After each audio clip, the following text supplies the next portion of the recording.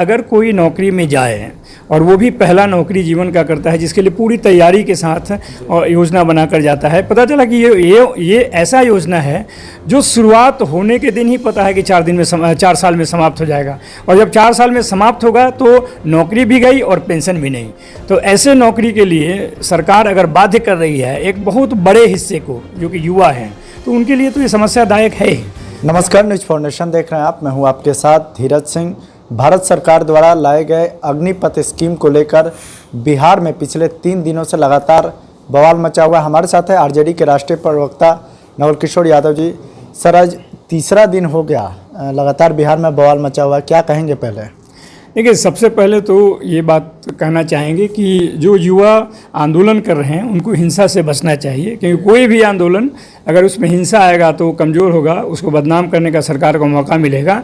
बेहतर यही होगा कि मुद्दों के साथ जो विरोध हो रहा है अग्निवीर योजना का, वो एकदम उसके कारण है विरोध करने के लिए। और जो लोग तैयारी कर रहे थे और नौकरी के लिए इंतज़ार कर रहे थे, परीक्षा देने के लिए इंतज़ार कर रहे थे, उनको उस क्षेत्र में कोई सूचना नहीं मिलती है और एकाएक सूचना मिलती है कि अग्निवीर तरह का एक कोई योजना है जो कि 4 साल का है। तो जैसे ही ये सूचना मिलती है लोगों में, जो लोग खासकर अभ्यर्थी हैं, उनको समस्या होती है इससे। बिहार में पिछले 3 दिनों से लगातार हंगामा मचा हुआ है। कई रेलवे जो संसाधन है उसको आग के हवाले कर दिया जाए, लेकिन फिर भी सरकार की आंख नहीं खुल रही है।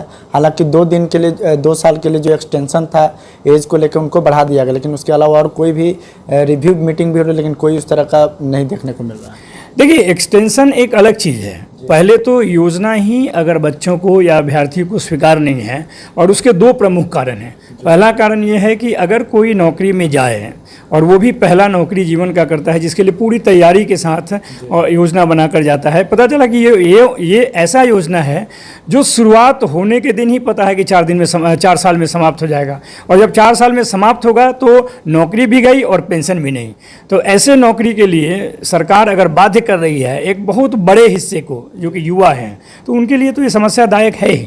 जहाँ तक तोड़फोड़ हो रही है और किसी तरह का हिंसा हो रहा है, तो हिंसा को तो रोकने का काम सरकार का है, उनको रोकना चाहिए। हम तो सिर्फ अपील कर सकते हैं बच्चों से कि हिंसा का रास्ता नहीं अपनाएं, क्योंकि उनका आंदोलन, उनका जो आवाज़ है वो कमज़ोर पड़ेगा। और इस देश में इसके पहले किसान यह बता चुके हैं कि शांतिपूर्ण आंदोलन से कोई भी जन विरोधी, यहाँ पर युवा विरोधी जो कानून है वो वापस हो सकता है। सरकार की ओर से कहा जा रहा है कि जो पहले की तरह सेना भर्ती की जो प्रक्रिया थी वो आज भी बरकरार रहेगी।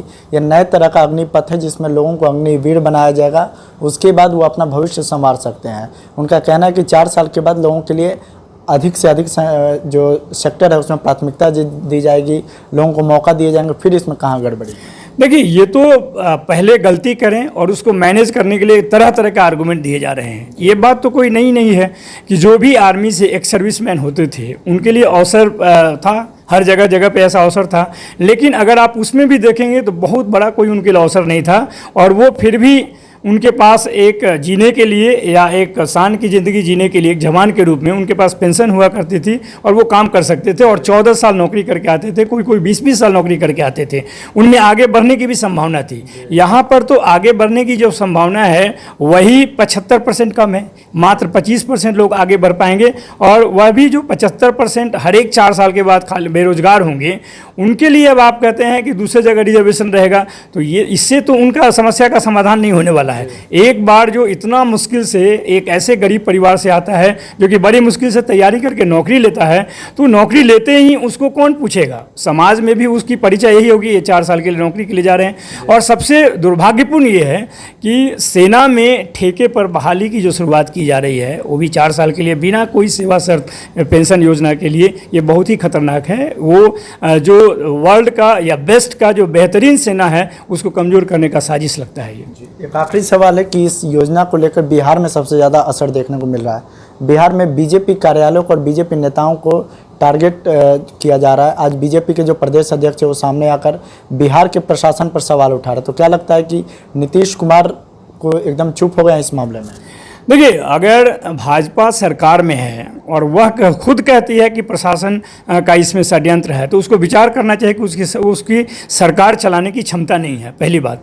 दूसरी बात यह है कि जो बिहार से लोग इतनी बड़ी संख्या में जाते हैं, सबसे ज़्यादा आहत है बिहार के लोग, यूपी के लोग, राजस्थान के लोग, मध्य प्रदेश के लोग, हरियाणा है, पंजाब है, जिस राज्य से बड़ी संख्या में लोग तैयारी करते थे, युवा तैयारी करते थे, जाहिर है कि इस युवा विरोधी कानून के खिलाफ में ज़्यादातर जो मांग होगा, आंदोलन होगा, वहीं पे होगा। जहाँ तक हिंसा है, किसी भी नेता के खिलाफ में, किसी भी दल के कार्यालय के खिलाफ में कोई भी तोड़फोड़ की घटना होती है, वो खेदजनक है, वो नहीं होनी चाहिए। और मैं अपील करता हूँ कि युवा को ऐसे कार्यक्रम से, ऐसे कोई भी काम से बचना चाहिए। उनको अपने मुद्दे पे अडिग रहना चाहिए कि अग्निवीर अगर आएगा भी तो ऐसा हो जो कि उसके लिए एक अच्छा भविष्य की कल्पना या जो सपना देखा है उसको पूरा करने लायक हो। ये नहीं कि सपना देखने से पहले, पूरा तो दूर की बात है, देखने से पहले ही समाप्त हो जाए। नौकरी मिलेगा कि नहीं वो नहीं मालूम है, लेकिन ये मालूम है कि नौकरी मिलेगा तो 4 साल में ही समाप्त हो जाएगा। ये सबसे घातक और सबसे परेशान करने वाले बच्चों के लिए यह सवाल है। तो बहुत बहुत धन्यवाद। यह नवल किशोर यादव, दिल्ली से न्यूज़ फॉर नेशन के लिए मैं धीरज सिंह।